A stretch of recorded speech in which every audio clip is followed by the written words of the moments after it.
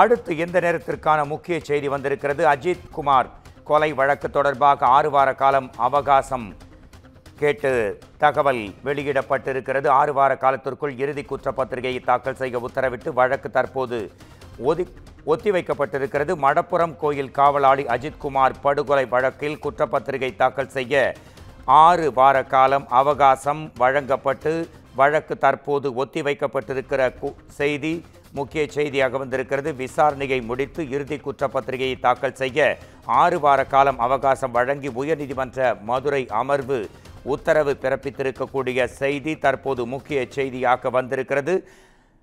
பரபரப்பை ஏற்படுத்திய அஜித்குமார் படுகொலை வழக்கில் முதல்நிலை விசாரணை அறிக்கையின் நகல்களை வழங்குமாறு உத்தரவிட மனுதாரர் தரப்பில் கோரிக்கை விடுக்கப்பட்டிருக்கிறது. காவல்துறையினரின் விசாரணையில் அடித்து படுகொலை செய்யப்பட்ட அஜித்குமார் தொடர்பான பரபரப்பான செய்தி அண்மை காலங்களில் வெளிவந்து அதிர்ச்சி அலைகளை ஏற்படுத்தியது. இதுகுறித்து வழக்கு பதிவு செய்யப்பட்டது. தற்போது இதுகுறித்த விசாரணை தீவிரமாக நடைபெற்று வருகிறது. விசாரணை முறையாக நடைபெற்று வரும் இந்த சூழ்நிலையில் இறுதி குற்றப்பத்திரிகை தாக்கல் செய்ய 3 மாத கால அவகாசம் தேவை என்று சிபிஐ தரப்பில் வாதிடப்பட்டிருக்கிறது. அஜித்குமார் கொலை வழக்கு தொடர்பாக 6 வார கால அவகாசம் மட்டுமே தற்போது அவகாசம் வழங்கப்பட்டிருக்கிறது.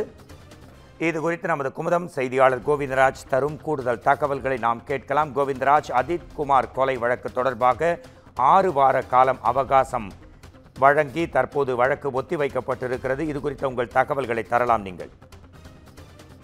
மோகன்ராஜ், மடப்புரம் பத்ரகாளியம்மன் கோவில் தற்காலிக ஊழியர் அஜித்குமாரின் சட்டவிரோத காவல் மரணம் தொடர்பாக மதுரை அமர்வில் பல வழக்குகள் தாக்கலாகின. இது தொடர்பாக அஜித்குமாரின் குடும்பத்தினருக்கு 50 லட்சம் ரூபாய் இழப்பீடு வழங்க வேண்டும், இந்த சம்பவத்தில் தொடர்புடைய காவல்துறையினர் மற்றும் உயர் அதிகாரிகள் மீது கொலை வழக்கு பதிவு செய்து உரிய நடவடிக்கை எடுக்க வேண்டும் எனவும், அஜித்குமாரின் குடும்பத்தினரிடம் பேரம் பேசிய அரசியல் பிரமுகர்கள் மீது உரிய நடவடிக்கை எடுக்கப்பட வேண்டும் என்ற கோரிக்கைகளை முன்வைத்து மதுரை அமர்வில் வழக்கறிஞர் மாரிஸ்குமார், கார்த்திக் ராஜா, மகாராஜன் உள்ளிட்ட பலர் மனு தாக்கலை செய்திருந்தனர். இந்த வழக்குகளில் நீதிபதிகள் அனிதா, சுமந்த், குமரப்பன் அமர்வு முன்பாக விசாரணைக்கு வந்தது.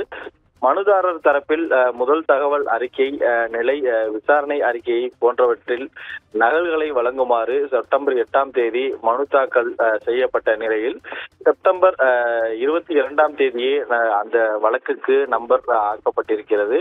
அவற்றை வழங்க உத்தரவிட வேண்டும் என தெரிவிக்கப்பட்டிருக்கிறது.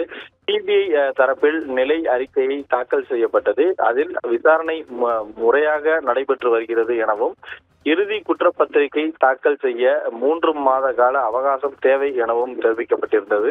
இவற்றை பார்த்த நீதிபதிகள், பதிவு செய்து கொண்ட நீதிபதி தொடர்ந்து 6 வார காலத்திற்குள் இறுதி குற்றப்பத்திரிகையை தாக்கல் செய்ய வேண்டும் என்று இந்த வழக்கினை ஒத்திவைத்திருக்கின்றனர். மோகன்ராஜ். கோவிந்தராஜ், உங்கள் விரிவான அஜித் கொலை வழக்கு தொடர்பான தகவல்களுக்கு நன்றி.